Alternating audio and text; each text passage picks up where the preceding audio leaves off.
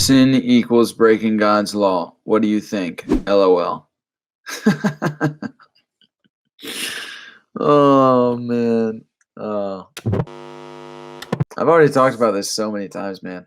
And I know you've seen the videos too. Um, but yeah, I don't think that's what sin is. We need to redefine sin. Whatever sin is, it needs to be redefined.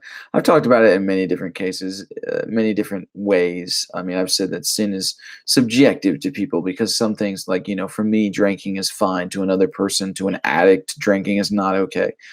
And so, for me, is it a sin to drink? No. Is it a sin for them to drink? Possibly, probably, maybe. Maybe, probably, whatever the right word to use there is. But breaking God's law. What is God's law? I think God's law. It says in the New Testament, if you're referring to the God of the Bible, it says in the, which I'm assuming because typically sin is, in the Christian context. But in the damn it, what was I even saying? Um, sin break. Oh, God's law, right? In the New Testament, it says the law can be summed up in this: love your neighbor as yourself. So really, the law is love and staying, loving people, loving the people around you, which is not an easy task, by the way. And so sin, in some cases, it could be loving people, and if you break that, then you're sinning. So what does it look like to love people? How can you love people specifically? Of course, that's subjective to everyone, which goes back to the subjectivity of it. Um, then you have, some people believe that sin is believing in God or not believing in God, which there's arguments there as well.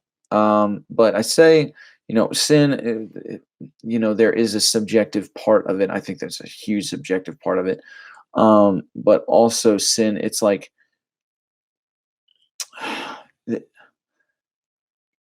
when you talk about sin, you have to talk about what is perfection as well, because in regards, if you don't look at sin as something that is subjective to people and to the individual and to just like something when it comes to alcohol or drinking or whatever, um, if you don't look at sin that way and sin is just this objective thing, then it's like, all right, so then God would need perfect.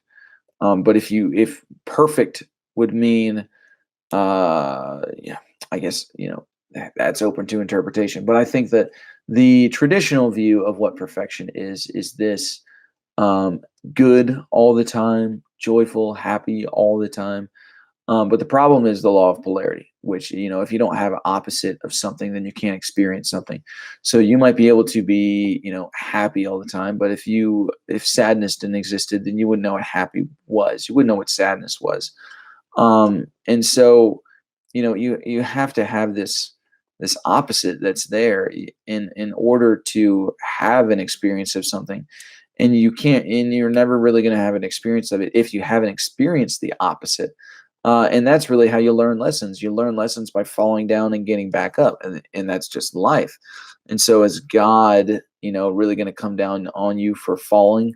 And then, when you're in a learning process of learning how to love, learning how to be with people, learning how to love yourself, it's so there's a lot wrong with the traditional view of what sin is. Um, yeah, but you got to define sin. You got to define what God's law is. You got to define what perfection is.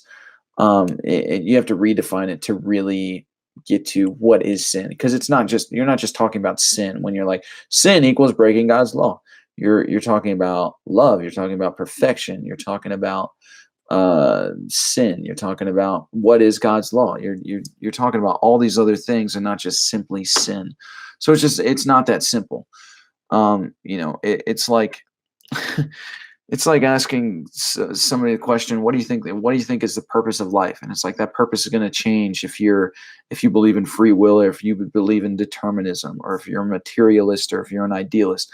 Like it's not that simple. It's never that simple. um it's never that simple.